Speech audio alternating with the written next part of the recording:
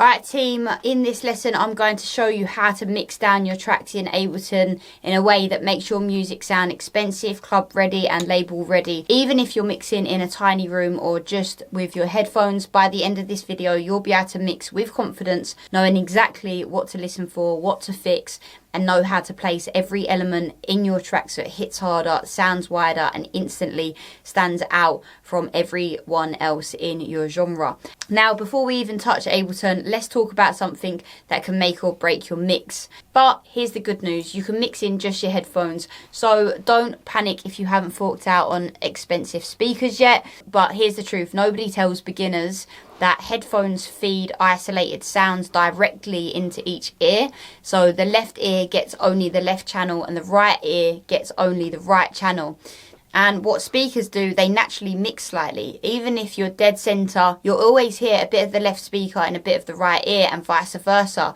And that's how our ears work in the real world. That's why a mix that sounds perfect on headphones might collapse in a car or club sound system. So just to be sure, always check your mix on different speakers. And if you do want proper speakers later, I would personally use the Yamaha HS5s. I'll put a link down in the description below. I recommend them to everyone. They are back there. If you can see them there, they are wicked. By the way, if you are watching this and thinking, damn, I want someone to walk me through this on a one-to-one basis and actually help me mix properly, then click the link in the description and book in a free call with us to see how we can help you. I do mentor producers personally and collaborate with them and get them signed. But for now, if you just want more free lessons, then please like and subscribe to get those. When you're placing your speakers, aim for a perfect triangle between you and the monitors. You want the setup to be symmetrical. But if your room isn't symmetrical, that is totally normal. Just move your speakers around until the sound is balanced. And here's how you can test it. Play a sound panned to the center. Ensure both speakers are at the same volume. And listen, does it feel perfectly centered?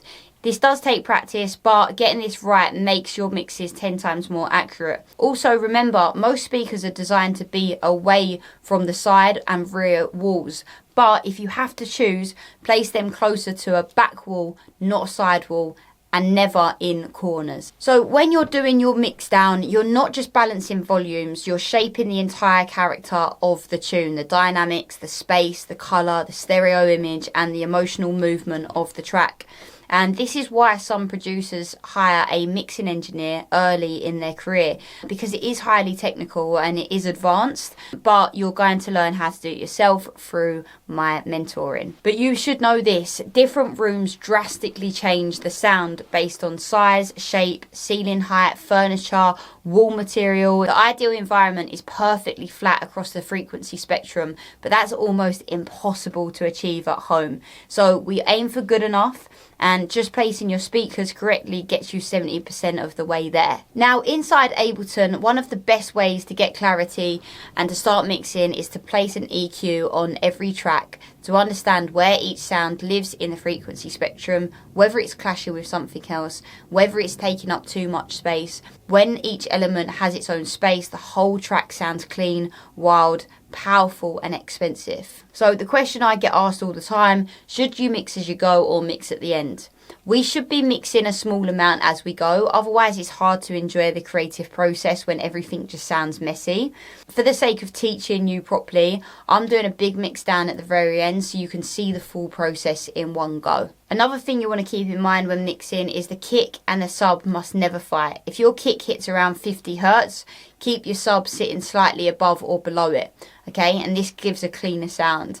Check the low end in mono. If your bass disappears, it means it was out of phase. I'd always group your drums, your bass, your synths, your vocal, and process the groups for glue. And then also use a reference track. Listen to a mix track that you like and how it's mixed, and then try and sort of A/B it and mix constantly until you get that same result. But that's a nice mixing overview. In the next lessons, we're going to get into it and following me step by step on actually how to mix it down in Ableton. So I'll see you in the next lesson.